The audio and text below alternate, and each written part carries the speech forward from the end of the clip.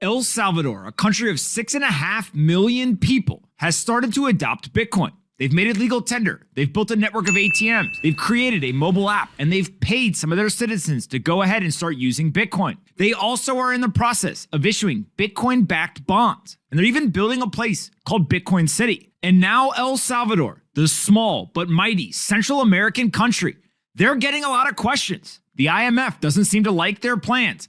And now there's a bipartisan bill that is being floated in the United States that is taking a look at what's going on in El Salvador. The bill being introduced is being called the Accountability for Cryptocurrency in El Salvador Act. And what it is going to do is it's going to do an analysis of El Salvador's adoption of Bitcoin as legal tender, the risks for cybersecurity, economic stability, and democratic governance.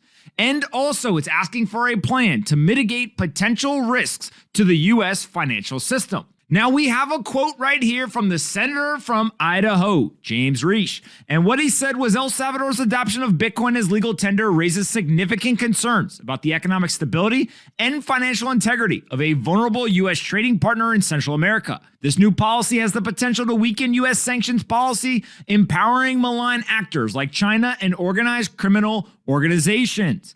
Then he finished by saying our bipartisan legislation seeks greater clarity on El Salvador's policy and requires the administration to mitigate potential risk to the U.S. financial system. Now, this is absolutely insane. What the hell does the United States care what El Salvador is doing? There's 6.5 million citizens. They're a sovereign nation. They don't even have their own currency.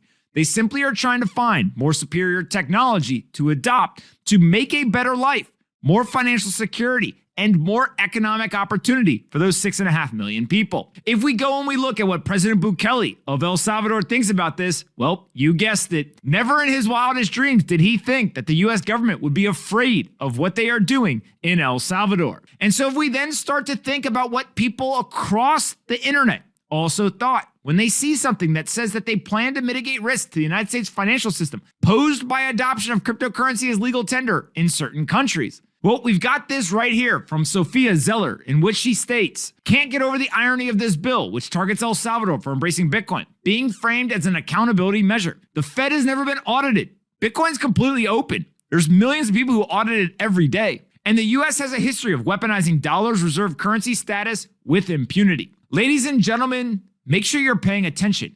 The world is shifting right before our eyes. The United States is now trying to figure out what is their strategy? The president put forward an executive order. He wants the U.S. to be a leader in Bitcoin and cryptocurrencies. El Salvador already has the lead. They're moving their country onto the Bitcoin standard. Rather than try to attack them, rather than try to use regulation to slow them down, the United States needs to get in the game. We can compete on the global stage.